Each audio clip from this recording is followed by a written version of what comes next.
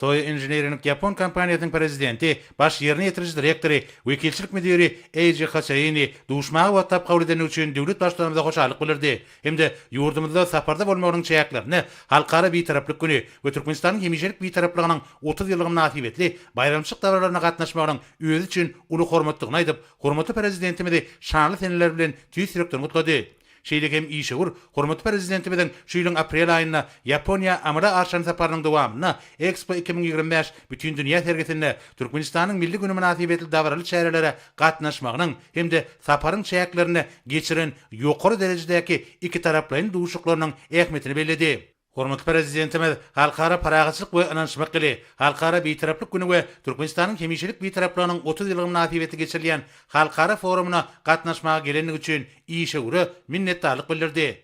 Bilinçli ýaly Türkmenistan Ýaponiýa bilen hyzmatdaşlyk ösürmäge uly ähmet berýär. İki ýurdun arasyndaky sowda ykdysady gatnaşyklar iýligderli ösürilýär. Şunu Ýapon kompaniýalaryna uly orun degişidir. Hormatly prezidentimiz Toy Engineering kompaniýasy bilen gaz we kimýa senatyna lilikdäki taslamalary amala aşyrmakda oňun tejribäniň toplanyny bellädi. İşe bildirilýän anam we netijeli iş alyp barmagy döredilýän şertler üçin tüýs direktoryň hoşallygyny beýan edip, ýolbaşçylyk eden kompaniýasynyň Türkmenistanyň ykdysady ösüşine goşunt goşmagyň öýleri üçin uly buýsunçlygyny aýtdy.